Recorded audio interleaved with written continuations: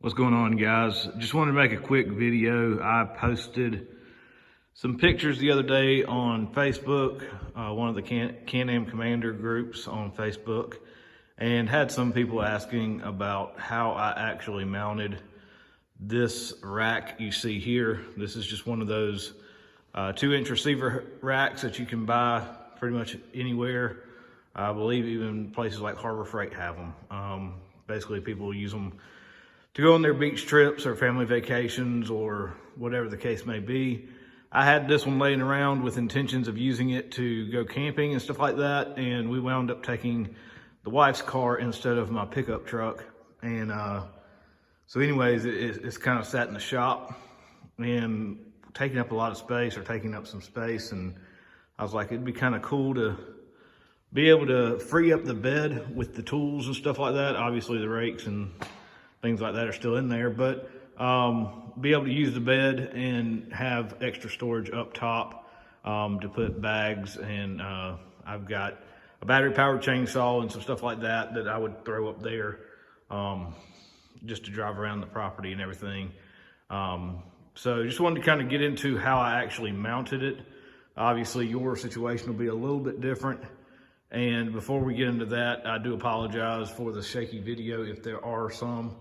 My mount for the phone actually broke and needing to replace it. So anyways, getting into the mounting portion of the rack itself, obviously I took off the 2-inch receiver portion, which would actually go right through here and stick out that way. This is the back end that you would see from, behind the vehicle or whatever. If you look right up here, you see these bolts. They actually used to just obviously just go straight through the roof, through the lighting bracket there, and obviously stop just right underneath the roof line here. So I just wanted to take those bolts out, and I got some longer bolts at a Lowe's that would actually go through the material of the pipe here of the rack. Put a couple washers and some nuts, lock nuts, and that held it fairly decently. The other option I had, obviously I didn't want to cut into the roll cage here, so I just got some what I call wire clamps, wire straps for hoses, for pipes and things like that.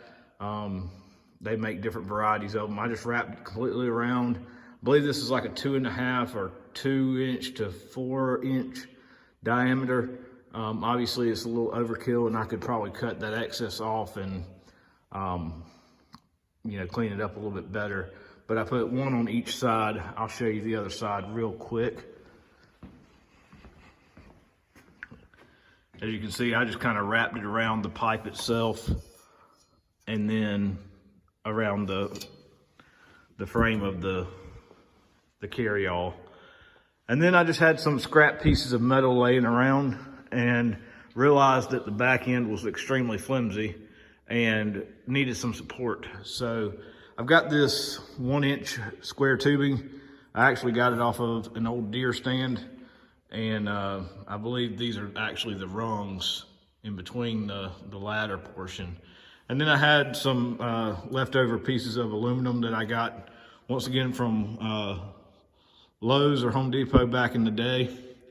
I believe it or not, I took that piece of aluminum, and it's not very thick. It's it's not very thick. It's strong, but it's able to be bent.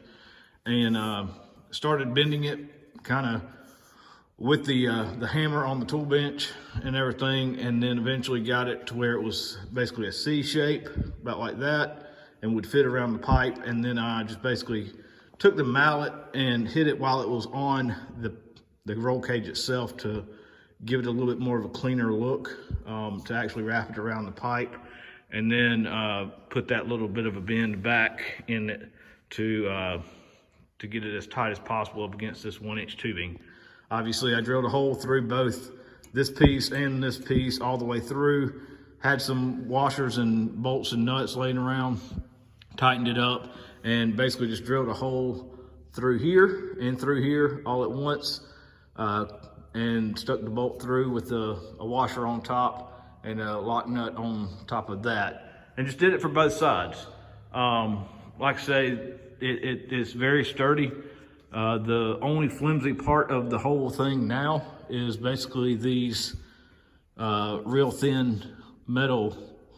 You can kind of see them deflecting a little bit right there. The actual straps that come on this thing. But if I sit there and do this, we're actually rocking the whole machine. And I have kind of hung on it and put all my weight on it as much as I possibly could, and I weigh about 230 pounds, and it didn't bend or bow in the back end at all. But anyways, just wanted to kind of go through all of that. I know some people were asking, and some people were wanting to see it, some different angles of the picture.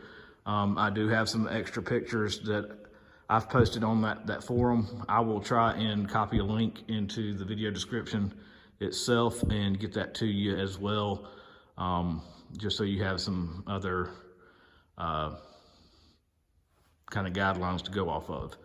If you need anything else, feel free to just comment down below on the video, and I'll be glad to help you out. Thanks, have a great day.